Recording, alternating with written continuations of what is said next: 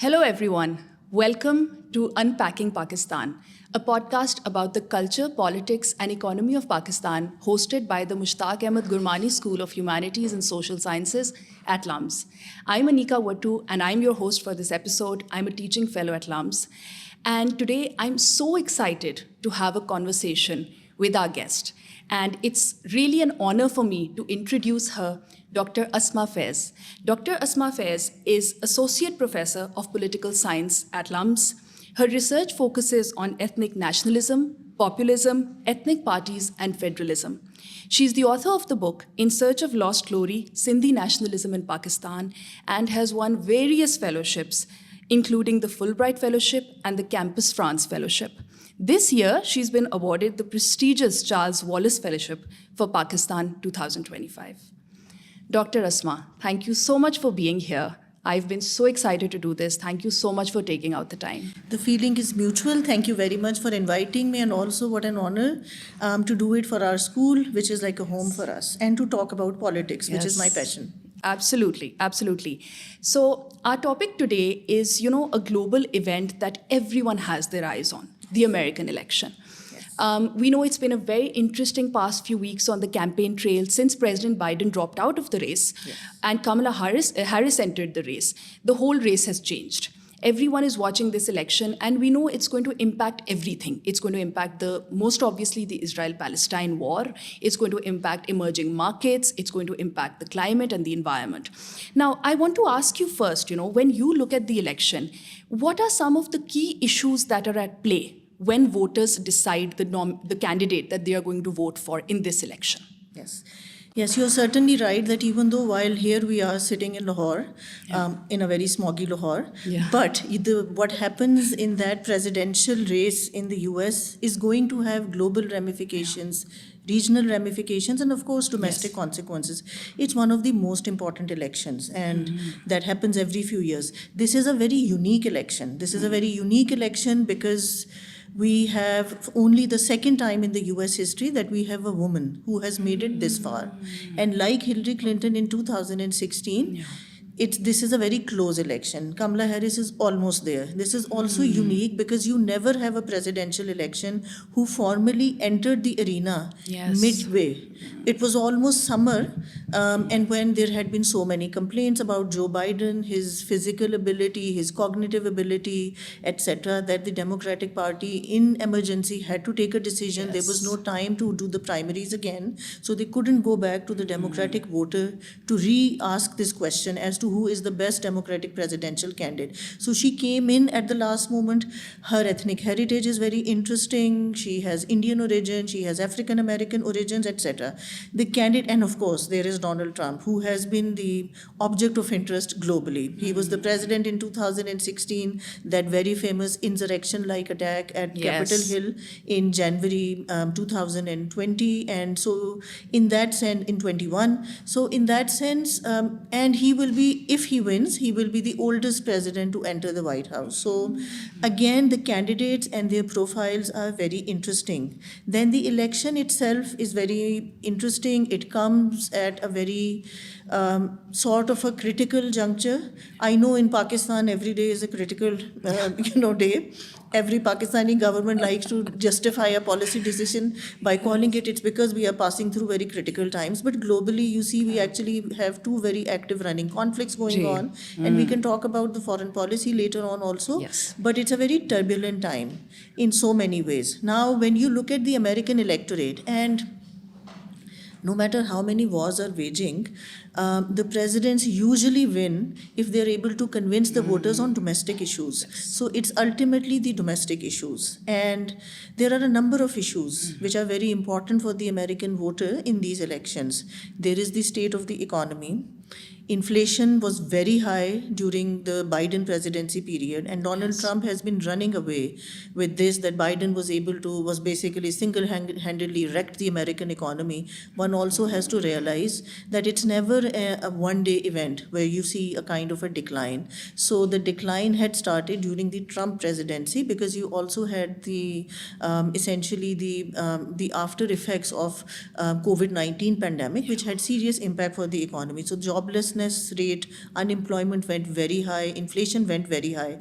But by the end of the Biden presidency, the inflation levels have come down. Nevertheless, that's a very recent memory, historical memory, and that's why it's very important. But also food inflation. So, for example, Pennsylvania essentially is essentially one of the swing states, and Pennsylvania is going to be where food prices, food insecurity has been very important. Housing prices have been very high. There are anxieties of middle classes and those under the middle classes also. So economy, state of economy, what are the solutions? How many and what would be the level of taxes that you're going to impose the incoming president? That's an important issue. Of course, globally, we see immigration has been a very important issue. We see that immigration has been the top agenda in European elections, and we are dealing with one presidential candidate who ran away with this slogan that I will build a wall. So he's saying that he will rebuild and expand the boundaries of that wall with Mexico. And 2023 was the year in which you had record number of, trafficking or entry of people from the Mexico border, essentially. This year it has been controlled. So immigration has been on everybody's mind. And Kamala Harris has also been called out on immigration. She has been also been able to toughen her stance on immigration. You have had, of course, every election and every campaign provides its own sense of, humor for those who are observing it. So Donald Trump's, very famous claims that here are these immigrants who are coming in and they are going to eat your cats and dogs. Luckily for us, he did not declare that, these were the Muslims. Perhaps he knew that Muslims eat halal meat, because this time he labeled it on the Haitian immigrants also. That he has evidence that Haitians like to eat the cats also. So immigration is causing anxiety and insecurity among Americans. Whether it's about their pets, which is rather on the humorous side, but also about economy, also about culture, because there's a very strong nationalistic overtone to Donald Trump's policy, make America great again. He's going to try to make America great again. And certainly Kamala Harris has been talking about, how she would like stricter border controls, but the magnitude of that strictness is going to be much lower, softer for Kamala Harris. So Trump has, for example, looking at his manifesto, he's talking about historic number of people who are going to be deported out of the US. And for people like us sitting in the global south, from where you have massive efforts by people every year to migrate to America, this is, a point of concern. However, there is also this factor that if an American president is going to deport hundreds of thousands of people who are at least residents in America, there will be legal challenges in courts essentially. But immigration is definitely very important. Crime also is important. So Donald Trump has been talking about, and again we talk about how we have always known that guns control, they become an issue. So I think it was in May this year that, and Republicans generally are, besties with the gun lobby, the National Rifle Association. So in May he went and attended an event with the NRA and said that I am the best friend that you will find in Washington. Harris has been talking about essentially controlling, having stringent checks on the guns policy. But Trump has been saying that the cities which have been run by Democrats, they are, festering with crimes and lawlessness. He has gone to the extent of essentially, and this, what he has suggested, this solution is not new to us, because we are used to having paramilitary patrolling our streets, whether you look at rangers in Karachi, in Liari. Recently, army was deployed in Islamabad, so we know how this works. But essentially, Trump has said that he will bring in, rangers and National Guards to patrol urban landscapes also, because so he's going to be very tough on crime, but very lenient on guns. And lastly, I would say we're talking about abortion. That has been a very important issue, and it has come into the spotlight. And for us sitting here so far away in global south, it seems remarkable that in 2024 it's such a polarizing issue, because we have to remember that the last time Donald Trump was in office, he was able to fill the US Supreme Court, which is where it goes, with very conservative judges. And hence we had that Supreme Court ruling which tried to undo or reverse the Roe versus Wade legislation. It is still an ongoing issue. Here you see a very clear difference between Harris and Trump, because Harris talks about that this is one of the fundamental rights, that women should have control over their bodies, that reproductive rights are essentially no state or no government authority should take away, what do they choose to do with their bodies. So you see a very clear divide. And of course, NATO is there, China is there, Ukraine is there, Gaza, the broader situation in Middle East is there. But those 4 or 5 domestic issues are very important, and this is where the campaign rhetoric is, centered around. Yeah, absolutely. And I think one of the lines that you just said, it's really struck me, which is immigration is causing anxiety everywhere, right? And you have kind of comprehensively given us some of the key issues. Of course, we're having this conversation sitting in Pakistan, right? For our Pakistani viewers, what I want to ask you is कि US की foreign policy किस तरह change होगी with the outcome of this election? And what kind of effect is it going to have on the strategic balance of power in South Asia? Yes, and certainly this is very important for us because we are sitting in a region, South Asia, which is very turbulent. Pakistan itself is in a rather precarious situation as far as, the strategic environment is concerned, because relations with India still have not been normalized. We had a positive development last week when we had the Indian foreign minister coming to Islamabad after a while for the SCO summit, but we haven't really gotten back to India-Pakistan dialogues, which used to be quite a normal phenomenon in 90s and early 2000s, the Musharraf-Vajpayee summits, Agra, etc. So that is one issue for us. Relations are not very good with Afghanistan. If you remember last year, Pakistan and Iran almost did limited airstrikes on each other. To be located in such a volatile or maybe unstable strategic environment, whoever comes in Washington, what do they think about this region? What are their interests and objectives vis-a-vis these regional powers? That's very important. Unfortunately for us sitting in Pakistan, there isn't a very big paradigm shift as far as the the foreign policies of Republicans and Democrats are concerned. So one of the historical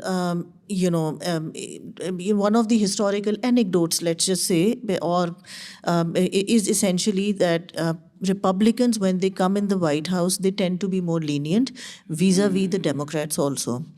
There are also, some Pakistani commentators who, mentioned the very warm and affectionate kind of relationship that seemed to exist between Trump and Imran Khan. When Imran Khan visited the White House, there was almost now, and it's funny how the global media now uses this word bromance. These political leaders, do they have a bromance? There seem to be some chemistry there, but Imran Khan is no longer in power. However, you also see that during the last year, whenever the Pakistani American diaspora, they have tried to complain to the Biden administration about human rights, about state of democracy, about the quality of elections, the Biden administration, apart from issuing some statements, have actually done nothing. So in that sense, I don't think that if you have a Democrat who comes to the White House, things will go particularly bad for Pakistan. They seem to have generally an approach towards Pakistan. They like to see Pakistan as an ally when it comes to security. There is this whole regional, there is militancy. You have Taliban in Afghanistan. When the US was trying to exit from Afghanistan, you had the Doha negotiations, and Pakistan played a very pivotal role in them. There are still these regional, and there are these still militant violent groups. You still have offshoots of Al-Qaeda, of ISIS. There is this branching out of the Taliban, the Pakistani version of Taliban. So security, militancy, insurgency is there. Of course, US is not very comfortable with this, very deep relationship that exists between Pakistan and China. So we have China-Pakistan Economic Corridor, CPEC. We have, a very long-running, historical and multi-pronged and multi-issue type of partnership that exists between Pakistan and China. And it is because Pakistan relies upon Chinese support to balance the power asymmetry that exists between Pakistan and India. That is there. But this is where the US policy towards India comes in. Now, US and India, after the Cold War, have generally enjoyed very good relations. There was that odd visit of Bill Clinton to South Asia, where he spent 7 days in India and literally 7 hours in Islamabad. And that was also because this was the first year of Musharraf martial law. You had sanctions imposed on Pakistan because of martial law. But generally, US is deeply interested in India. India is a partner. India is a partner at multiple fronts. So firstly, of course, because US is very concerned about China, rising China, and China is rising. So the old Clausewitzian logic, enemy of my enemy is my friend. So India and US, they have their own mutually converging interests, that's one. But there is also China, which they need to balance out. So India is a partner that US deeply values. It will not matter whether you have Trump or Harris. Harris, you can already see, the Indian American diaspora is very happy because she has Indian heritage. So that's one thing. But beyond that, Trump also very, as he likes to describe, so his diplomacy and his statecraft is also very personalized. So what a fine man Modi was. That kind of, again, that romance type of feeling that you got, that chemistry between, Modi and Trump, that's there. But there is, politicians come and go. There is the larger state interest that is there. And that larger state interest is to balance China, if possible, to help India rise to the level of China so that India can act as a balancer at the regional level. So we see during the last 4 years, there is the emergence of Quad, this 4-country alliance looking at, and it's a military and strategic alliance covering the Indian Ocean region. It's US, it's India, and it is Australia and Japan, two of the closest allies that the US has. And it is basically targeted at China. You have deep economic interests that the US has in India, one of the largest middle-class economies. It is no wonder that Bill Gates would like to make annual multiple visits to India. So you have multiple reasons due to which American presidents will continue to have deep engagement and partnership with India. And Pakistan's real game for Pakistan has been historically to that this partnership should not cut out, should not be at the expense of Pakistan. So the famous, some of the sayings in Pakistani foreign policy literature is that Pakistan's effort is to somehow de-hyphenate this relationship. It should not become an either or kind of a relationship. And US has tried to maintain its partnership with Pakistan. Should we see a paradigm shift, if either Trump or Harris come into power? I don't think we will see a paradigm shift because we know what are their interests in the region, what brings them to this region, and eyes on the target, but the target also is China. And there is only so much that Pakistan can do. Also, Pakistan is an ally of China. So relations with India are going to continue to be important, which will not be to the liking of Pakistan, but we are used to this. I'm glad you clarified this. So not a big paradigm shift, you've said, right? Yes. And ye jo chemistry and bromance that you spoke about, so all those images are coming to my mind, wo jo handshake tha between Trump and Modi, So, and this brings me to kind of my next point. When, the 2016 election happened, and although Hillary Clinton got the popular vote, Trump won, right? A word that kept coming up in a lot of conversations and analysis was populism, populist leader. Yes. Now we have research that in Europe, 1 in 3 people are voting for some populist leader, right? Yes. In India, we've seen the rise of Modi. I want to ask you, for our viewers and to just understand, what is this word populism that keeps coming up in debates? What are the main features of populism? How can we understand it in this moment? Yes. It seems that we are all in love with populists. Such is the nature of times and age that we are living in. We're living through a time period in history where populist politics has come back with a vengeance. And when you look at populism, it was also there in interwar period. Hence, the academics who are writing about it, they tend to also express, these deep anxieties, because populism and populist leaders, especially if you're talking about powerful countries, and then it will not only stay within the boundaries of that particular system, that nation state, it will have global international ramifications. So the interwar period saw that the peace was broken, and from 1936 onward, it was the road to hell with the rise of multiple invasions and eventually conflicts, etc. So populism in that sense also worries academics. What is populism? And populism essentially is a particular type of politics. Again, the way populists have been winning elections, it has almost become a subfield within comparative politics.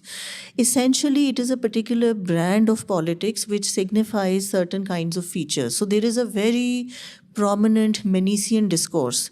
So while all politics is oppositional in nature, every politician likes to target their political rivals. But there is a particular flavor and there is a particular anger that the populists bring to politics also. So when one is looking at populist and trying to identify populist politics, usually we look at how these leaders develop narratives, these very angry, aggressive narratives that politics, this is that when they are contesting elections or when they are doing politics, it's not your everyday politics. It's almost the struggle for survival of the nation. It's a do or die kind of a moment. It's a struggle of good versus evil. There's almost a moralizing and dehumanization and delegitimization of your political rivals. So politicians do it, but populists thrive on this kind of extremely antagonistic, moralistic type of discourse. That is the one characteristic feature which is used to identify or to distinguish populist politics from non-populist politics also. Then in terms of, there are also the modes of mobilization. So what type of, in what ways or what kind of methods are used by populists to mobilize? Essentially, you see a very aggressive kind of mobilization. Sometimes it results in extremely aggressive street mobilization also. We are living in Pakistan. Yeah. We are very familiar. Our lives, our weekends literally are shaped by street agitation and street mobilization. Yeah. But we had the unprecedented event, last time when Donald Trump refused to accept the results of the election. And when President Biden was about to take over, because he kept on building up this narrative कि उनके साथ धांधली हुई है, तो वो धांधली करते हुए we went to this point कि part of his supporters, a small group of his supporters, but they ransacked part of Capitol Hill. This is this happens in countries like ours in the global south, but this had never happened in America. So this was shocking for everyone. But this was the fruits of populist politics which had been continuing, and that very aggressive narrative. So such is the nature of that aggressive narrative that if you go back to the first election campaign that Donald Trump had run, in which, he would mention Hillary Clinton, his rival, and the opposing candidate as crooked Hillary, lying Hillary, criminal Hillary, to the point that he would attack media and say any media which did not endorse him or which did not write favorable views would be described as just dishonest. They're just not honest. They don't care about Americans. Yeah. So continuously he would make speeches about failing New York Times. Till this day, while we are recording the podcast, New York Times has not failed. It is still running as a newspaper. We might have a problem with its coverage of Middle East, but nevertheless, it's there. So it's not failing. CNN is fabricating lies against me. And you had that incident where anthrax letters were sent to some of these news outlets. Hillary Clinton received such an attack. Yeah. Then if you remember, one of the prominent Democratic lawmakers, Nancy Pelosi, the first woman to be Speaker of the House, her house was attacked, her husband was attacked. So this kind of very aggressive politics in which you almost dehumanize, criminalize your political opponent. Unfortunately, that is also a hallmark of populist politics. We saw in case of Brazil also, where we had right-wing populist Bolsonaro. He had finished one term in office. When he comes back and he loses the election to left-leaning labor trade union origins Lula, and then you see that there was an attack on some of the government installations by Bolsonaros. उनको भी लगा कि उनके साथ धांधली हो गई है. So this is a particular type of politics, very aggressive mobilization. Mobilization on the street, but mobilization on social media also. So very intense social media campaigning. You can change people's minds and imaginations if you continue to mobilize and campaign on social media. So social media is a very important part of the toolkit of the populists. बिल्कुल और मैं social media पे आना चाहती हूँ. I want to talk about that in more detail, but now I just want to ask you one question before we move on, and I want to kind of unpack populism a bit more with you.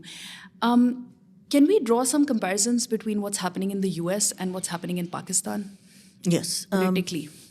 It's also, at some level, it is hard because US is a different type of political system. One has to understand we have a certain dynamic, we have interruptions on democracy.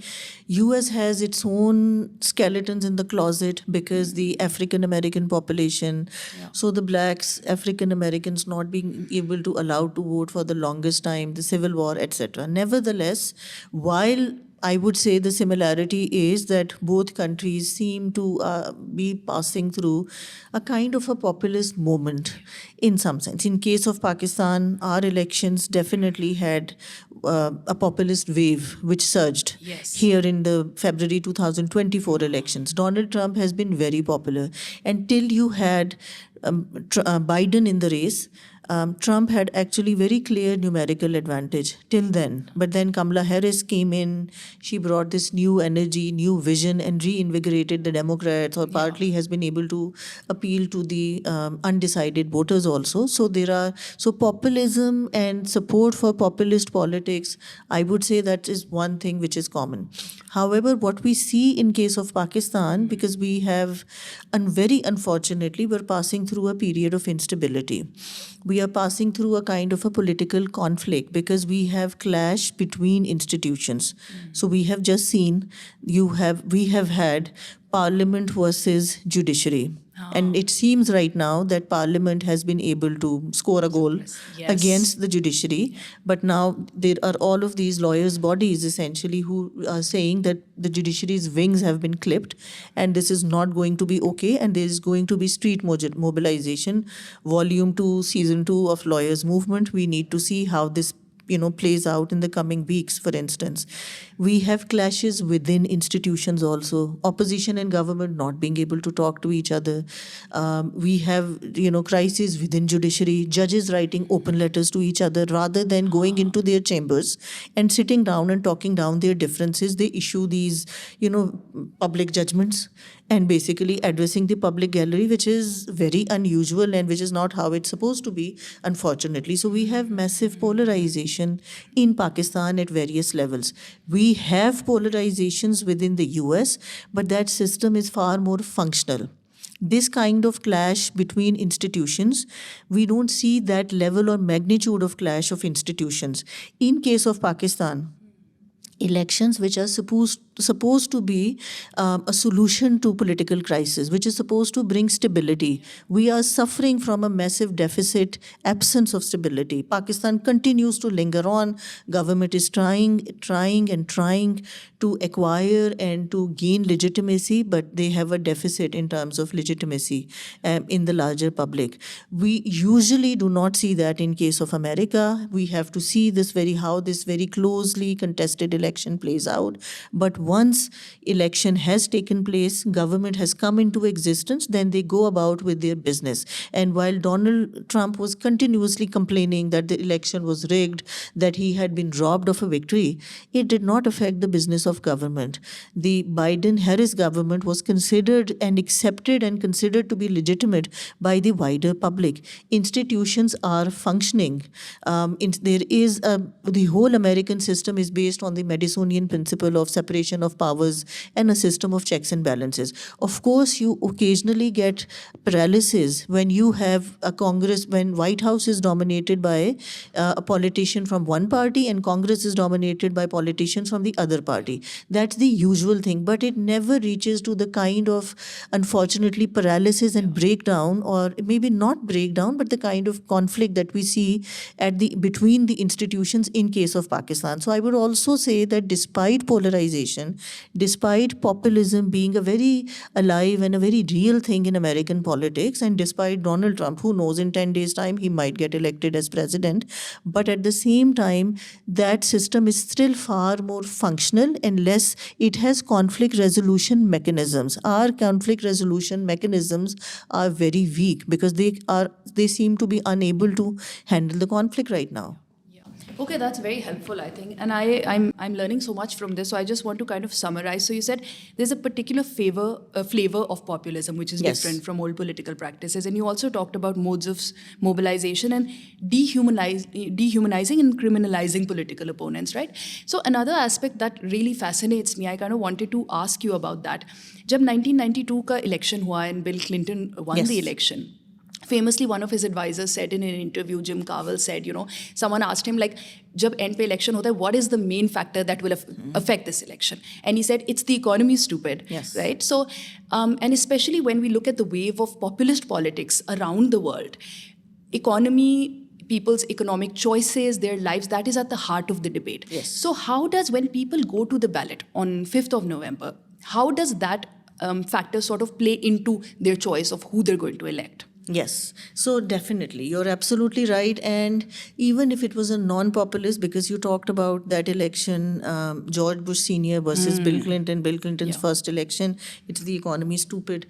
It's there. It's very much there in the comparative politics literature also. So economy, if there is a perception that economy is, sometimes it's a perception, sometimes it's an actual fact, that economy is not doing so well. So the worse the conditions are, of course, the anguish and the anxieties of the ordinary voters also. And they would like to, usually the first reaction that one should expect is that the incumbent will have to face the backlash from the voters also, because they're angry at somebody who has just been in office and they single-handedly blame them, while economic problems and the larger systemic issues, they are far more complex. But then politicians, through their election campaigning, they try to simplify them and identify a particular villain in the story, and that particular villain in the story happens to be the rival, and a lot of the times happens to be the incumbent also. Of course, Kamala Harris is carrying that burden of incumbency on her shoulders, which is why in the last few weeks she has tried to distance herself from Biden also, that it's not going to be Biden presidency version 2 or season 2 of that. She says, I'm a different person also, I'm a different generation also. But economy generally is very important, and it tends to galvanize the voters also. But at the same time, we also see that this provides another unique opportunity for populists also. Because when you look at the populists, and again, populists generally tend to be these larger-than-life charismatic figures. So charisma, as in our academic studies here at LUMS in different courses, we read about Max Weber and Max Weber's definition and notion and understanding of charisma. So charisma is very important in that sense. And populist leaders generally, charisma is almost a source of legitimacy for leaders. They might be doing very illegitimate, by illegitimate, I mean crossing the boundaries of law and sometimes doing things which are not necessarily within the legal domain, but they can get away with it because their personal popularity is very high. They're very charismatic. There is almost this blind faith in the charismatic leader. So populist politics is also crisis leadership. Populist leaders generally position themselves, project themselves as we are the ones, it's who are going to rid the nation. There is almost this, hope which is given, which is that there is an emancipation, a salvation, which is going to come out of the populist leaders. There have now been, because we have had enough populist leaders in power, there have been academic studies of populist leaders in power, their tenure in power. They have often turned out to be disasters also.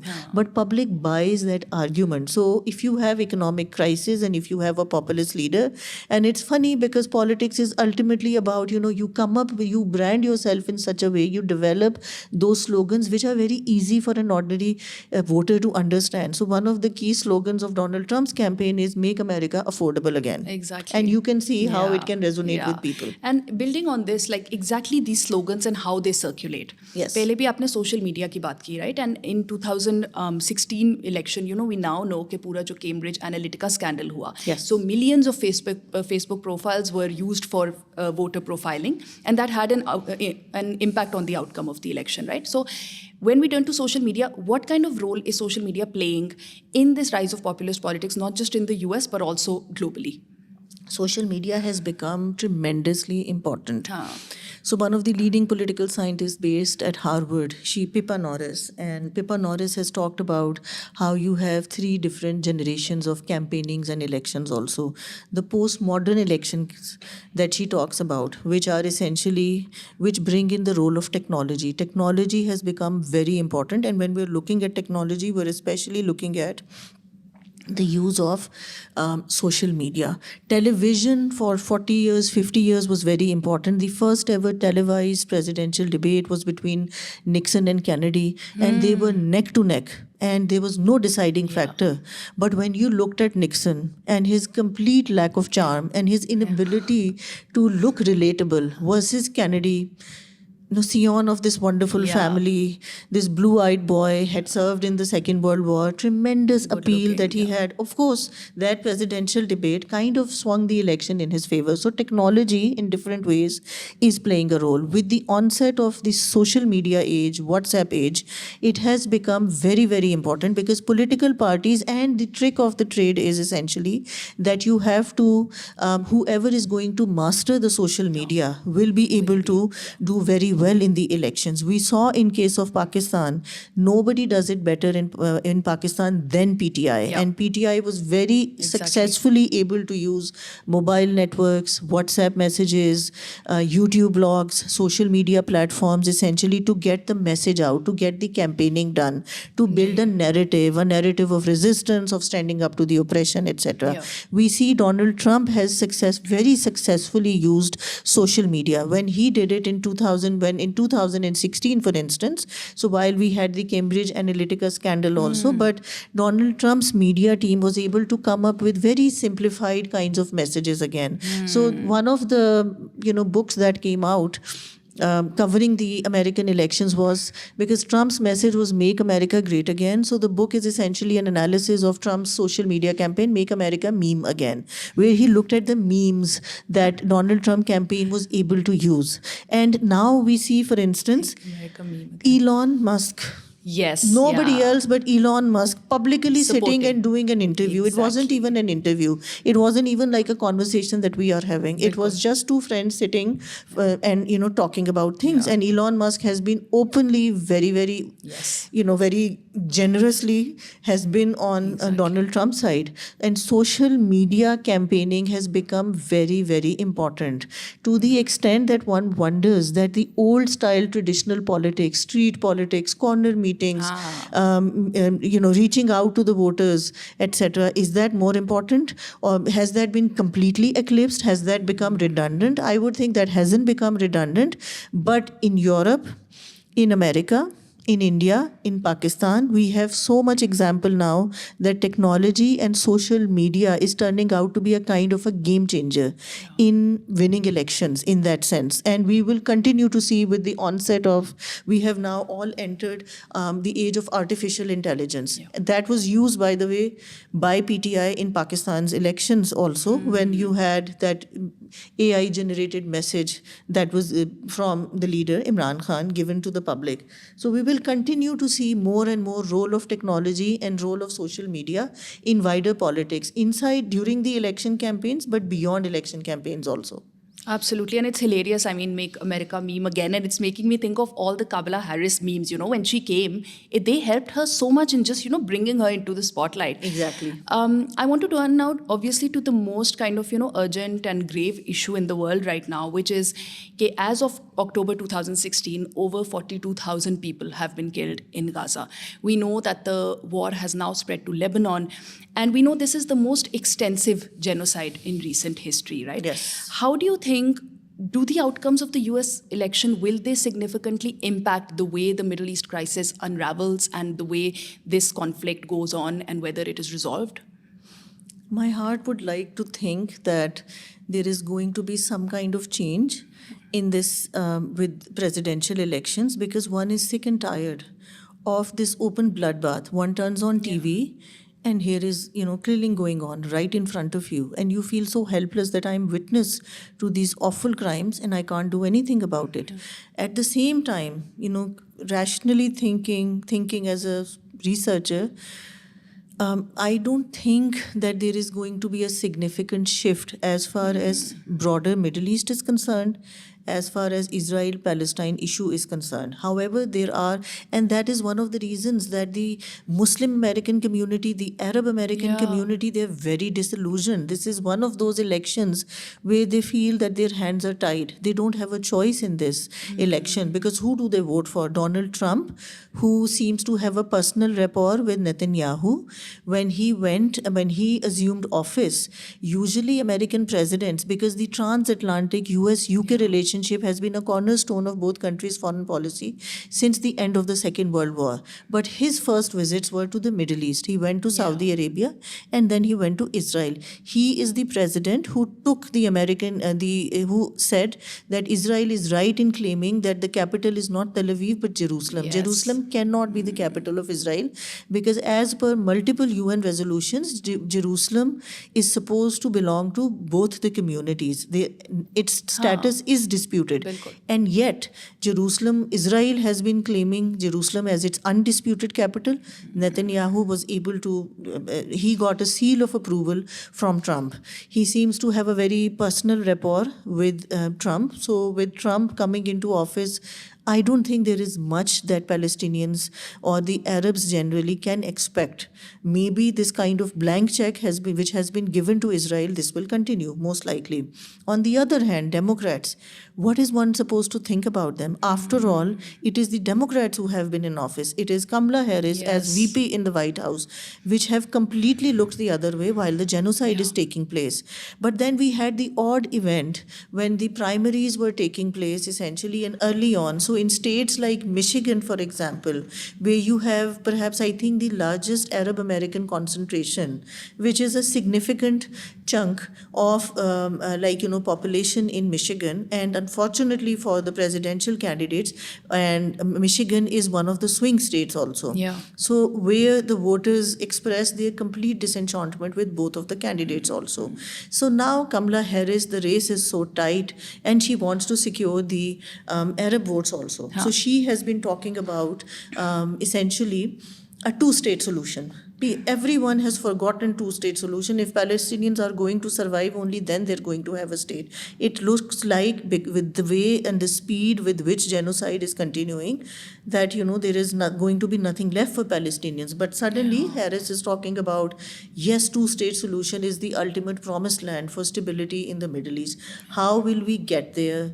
So there have been some statements issued which are that with the recent killing of the second Hamas leader, so first they assassinated Ismail Hania, now this other guy, Yahya Sinwar, and essentially American politicians and Harris, and they have been talking about how this is a window of opportunity for bringing an end to the war has been opened and has been created. But Netanyahu doesn't seem interested in this. I would also say that it was the Democrat period, Obama period, where you had that very famous nuclear deal, the Iran and the US nuclear deal. John Kerry was the architect of that deal. And then Donald Trump came in. And then you saw a massive deterioration on that front. Sanctions were imposed. Then Iran also became very hostile and very essentially more aggressive. So when you look at the larger strategic map of the Middle East, perhaps there can be some softening of this polarization which exists if you have Harris coming into power. Again, the only evidence that I can think of is the way Obama was dealing with the Middle East also. But on this Israel and Palestine conflict, on the genocide that the Palestinians are facing, now you see images of South Lebanon, the Bekaa Valley, and parts of Beirut. They look like Gaza. They look like, some of those movies that we've either some kind of an apocalyptic movie or a movie about Second World War. Cities are in ruins, millions are displaced, there seems to be no life there, and it's continuing every day. So Asma, in 2016, of course, Brexit happened, right, with the UK not remaining with the EU. And since then, there has been so much going on in Europe that people are just, trying to understand like what's happening. So there's been a wave of populist kind of leaders, or far right की बहुत ज़्यादा strengthening हमने देखी है in Europe. बिल्कुल. Can you share some thoughts on what's happening in Europe? What do you think are the factors that are causing this entire wave? Yeah, this is quite remarkable because we are looking at parties which have been fringe parties, which have been at the margins of political systems. Just the mere mention of these parties or their manifestos or their ideologies would have been unthinkable, let's say, 20 years ago. So I would just say that ever since our semester has started, so we have had elections in Germany, we have had elections in Austria. We have this alternative for Deutschland, AfD, very right wing. It's a new party. It's far right, it's populist, it's founded in 2013, originally by an economist, talking about economic grievances, and they have made unprecedented gains. They were able to win one regional election in a Germany which has that Nazi past, where Hitler was there. So that post 1945 Germany, which vowed in some sense and was forced to make this choice also, that there will never be a party which will have any kind of ideologies and slogans of which are a bit similar to that. So xenophobia, nationalism, a bit of racism, that is all there in AfD. Then you think of the most recent election, I think it's less than 2 weeks ago, that in Austria, the single largest party in parliamentary elections was the Freedom Party. Now, Freedom Party is all the more remarkable. Well, Freedom Party was originally then revived in the 1990s by this very charismatic Jörg Haider, who then just died in an accident and then disappeared from the scene, and party wasn't talked about. They were originally in 55, were founded by a former SS officer. And this party, one could not have imagined that generally Austria, with its deep integration into European Union and its very liberal kind of a profile, what is it that the Austrian voters thought that Freedom Party could be a choice for them? You also think of France. France, the post-de Gaulle republic that France has, liberty, equality, fraternity, that France where Jean-Marie Le Pen spent all his life being that marginal actor, that politician that other politicians would make fun of because he would never make it. Now, for 2 successive elections, you have Marine Le Pen as the second highest vote gainer in presidential elections. And not only that, in parliamentary elections, they have done, National Front under Marine Le Pen has done very well. You look at Hungary, you have Viktor Orban, who has been in power since 2013. You have even Scandinavian countries, the epitome of these welfare states, social democracies. There you have these far right, and with far right, there is this curious and a very lethal mixture of far right and populism. So there is the far right ideology and there is populism. What is it that is bothering them? What is bothering them first and foremost? Of course, there has been an economic crisis and the fallout of the Ukraine war. So no longer can these countries, for example, get gas from Russia because they are no longer dealing with Russia. So prices have gone up. Economic situation is not as good as it used to be or as it is supposed to be. So those economic anxieties definitely have made people angry. But there is almost this a kind of a sons of the soil reaction that is coming, because these societies, they have fundamentally changed because of immigration. I would just give you an example that you look at the FIFA World Cup and you look at the football teams, look at the French football team, look at the Belgian football team from Mbappe to Lukaku. If nobody ever told you, if you did not know the team colors, you would think, is this a French team? Is this a Belgium team? Danish team, for instance, Swedish team, because immigration has happened so rapidly since the 1990s that it's almost as if, the character of society has changed. Society is multi-ethnic, multiracial, multi-religious. And then here come these anxieties of the original sons of the soil. What's happening to my society? Who are these people? Can these people, so their loyalty, for example, to the state is questioned. Was France meant to be a country for women who wear hijabs? Most certainly not, because it's the beacon of that very strict version interpretation of secularism. So though immigration, and we saw that once the civil war in Syria started and there was a collapse of Syrian state and massive exodus of Syrian refugees, and Angela Merkel, the German chancellor, she very generously said that Germany will be taking in these Syrian refugees, and a lot of European countries took in these refugees fundamentally. So the more refugees came in, and also we also know that illegal migration also takes place.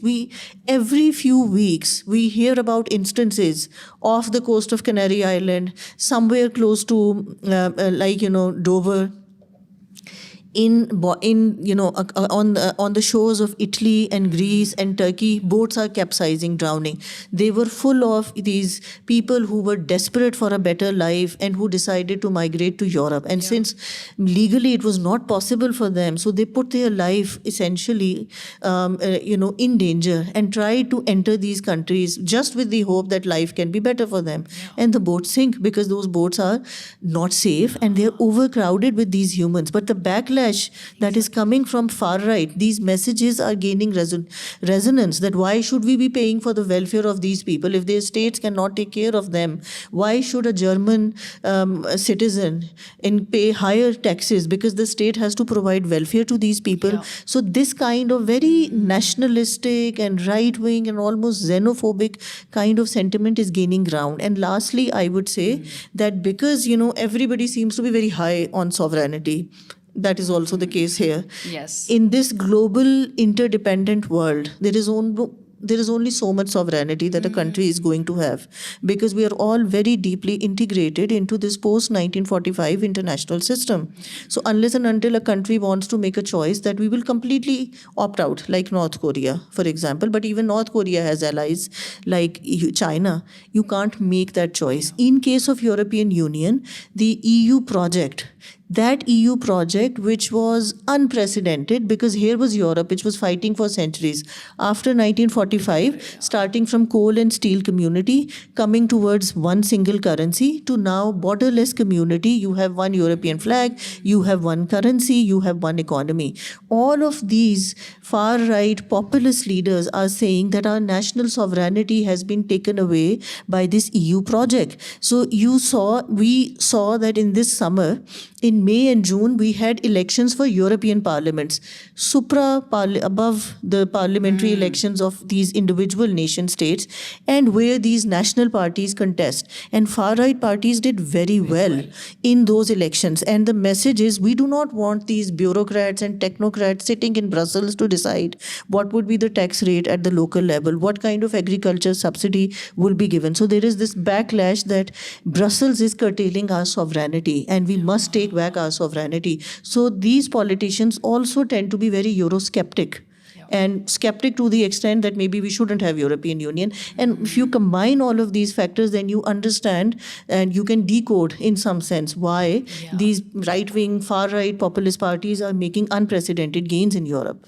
Yeah. I think, the messaging is so clear, like from what you've said also, like the far right is doing really well, right? And that's something we really need to kind of acknowledge and think about.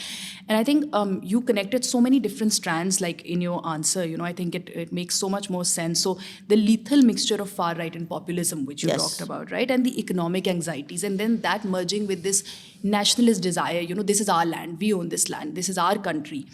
And what you said about borders, it made me think, wohi Brexit se bhi link hota hai, the tension between borders and borderlessness, which is also at the heart of the American election. Let's put up this big border with Mexico, the big wall, exactly. Not even a border, let's call it a wall. Let's completely call it a wall. So now because of time, I always feel like when I talk to you, like we can keep talking, only because of time I have to kind of like bring this to its end. The last question, this is the most like juicy bit of the discussion. Can you predict for us the outcome of the US election? I think it is very difficult. And here one is not, relying upon one's, full familiarity. I was looking at, for instance, the Nate Silver's 538 website, and it was just generally looking at polls. And really, it is really going to come down to those swing states. So people in Georgia, North Carolina, Arizona, Pennsylvania, Michigan, and Nevada, they are going to be very, very important. And we will see that in the coming days, both candidates would make multiple trips to these states. And we can go back in our memory to the 2000 presidential election, which was so close that ultimately, in a sad reflection of how things happen here also, Supreme Court had to decide the, fate of something which people should have decided, because the election was too close and it became partisan. Then 2016, very close. Then 2020 election, where one candidate, the losing candidate, refused, and till today he says that I was the actual winner also. So we are in for a very interesting time period, but I think it's too close to call. And let's see how it ends, and let's see how the losing candidate accepts or not Yes. accept the result of elections, and what does it mean for political stability or instability in the US. Absolutely, yeah, absolutely. And I think now the election is a moment, and then the following acceptance or unacceptance is a further kind of event in itself, as you Yes. said, right? But as you said, I think it comes down to those swing states that you talked about, And right? I The would 7 swing just add states. one thing, which is that Kamala Harris has now been repeatedly asked in interviews that if you win an election, what are you going to do if your opponent refuses to accept the elections? Would you take some action? And she has now been saying, because that we have had one precedent Yeah. in 2020. So she says we now have a game plan. I will not disclose that game plan, but we are ready to deal with that situation where the other party refuses to accept that they have lost the election. Exactly. So here we see that things have changed, right? Like with this election. This brings us to a close for this discussion. As I said earlier, honestly, I always feel like when I talk to you, like this could go on and on. Thank you so much, Asma, for doing this. We so appreciate the time you gave, and it was so wonderful to have you Thank you here very much for on the having show. me. Thank you, Anika. Thank you. And thank you, viewers, for watching us. Thank you for tuning into this episode. We at Unpacking Pakistan hope to keep bringing you these conversations that are nuanced, informed, and that bring critical perspectives with research for your knowledge. Thank you for tuning in, and keep an eye out for the next episode. Thank you very much.